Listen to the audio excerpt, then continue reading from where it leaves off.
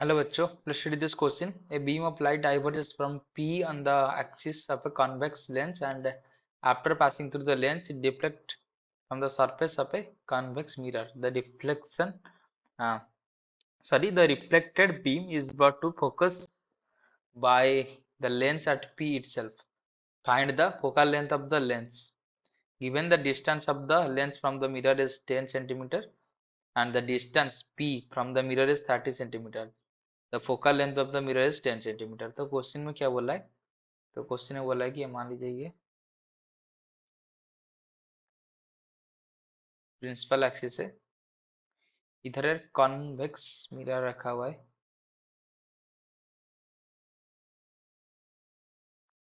और एक lens convex lens इधर है।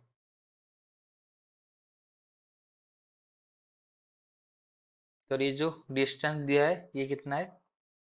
10 सेंटीमीटर डिस्टेंस है और ऑब्जेक्ट मान लीजिए कुछ पॉइंट पी है और ये ऑब्जेक्ट का डिस्टेंस कितना है लेंस से, सॉरी मिरर से 30। तो ये 30, ये 10, तो ये कितना हो जाएगा? ये हो जाएगा 20। तो ये क्या हुआ? तो अगर रे की पाथ को देखेंगे तो ये बोल रहा है कि ऐसे जाएगा, फिर ये कुछ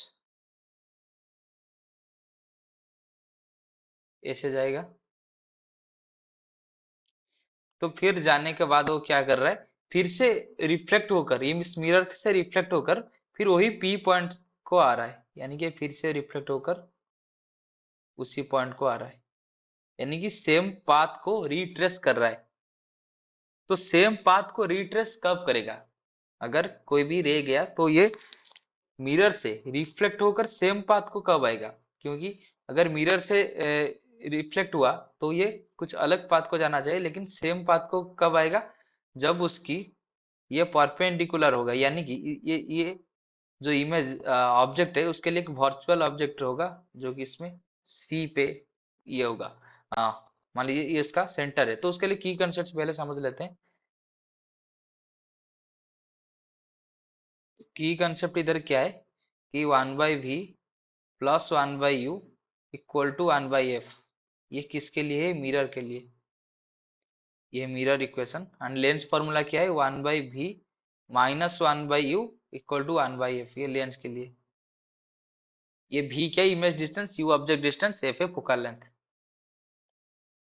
तो क्वेश्चन में अगर हम देखेंगे ये, तो अगर इधर c पे होगा ऑब्जेक्ट, तो हम देख सकते हैं कि उसका लाइट इस तरफ आ रहा है, यानी कि परपेंडिकुलरली रिफ्लेक्ट कर रहा है। तो इधर हम ये कंक्लूजन ड्रा कर सकते हैं, if ray of light is incident perpendicular to mirror, then that implies it retrace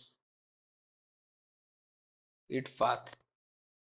इसका पाथ को रिट्रेस करेगा, क्योंकि अगर परपेंडिकुलरली नहीं ये होगा, मान लीजिए कोई भी मिरर हो, अगर परपेंडिकुलरली नहीं आएगा तो ये फिर कुछ दूसरी पाथ को चला जाएगा। तो अगर सेम पाथ पे जा रहा है यानी कि मिरर की सरफेस को परपेंडिकुलर ये आ रहा है, तो मिरर की सरफेस को परपेंडिकुलर आएगा, इसका मतलब ऑब्जेक्ट उसके लिए कैसे दिखेगा? क्योंकि सेंटर के रहने के जैसे दिखेगा। तो उसका सेंटर के रेडियस ऑफ कर्वेचर कितना है? तो दे दिया गया है कि the focal length of the mirror is 10। तो फोकल लेंथ अगर 10 है तो रेडियस ऑफ द कर्वेचर कितना हो जाएगा? 20। तो ये आ जाएगा 20। तो इधर रिफ्लेक्शन की बात, ये फिर से जा रहा है और ये मिरर सॉरी लेंस से रिफ्रैक्शन होकर पी पॉइंट को जा रहा है, यानी कि फॉर मिरर हम ये बोल सकते हैं कि फॉर मिरर की बात तो कंप्लीट हो गई। For lens in second refraction, हम सेकेंड रिफ्रैक्शन की बात बोल रहे हैं, क्योंकि पहले तो रिफ्रैक्शन होकर लेंस तक गया, फिर लेंस से जब आया सेम पाथ से रिट्रेस होकर, तो उसके लिए जो ऑब्जेक्ट डिस्टेंस है यू, वो कितना है? तो ऑब्जेक्ट डिस्टेंस है कितना? ये है 10, लेंस और उसके बीच में, लेंस और मिरर के बीच में 10, और मिरर से उसकी डिस्टेंस है, और जो वर्चुअल ऑब्जेक्ट इधर क्रिएट हुआ था उसके सेंटर पे वो 20, तो टोटल आ जाएगा 30। तो टोटल आ गया ये 30।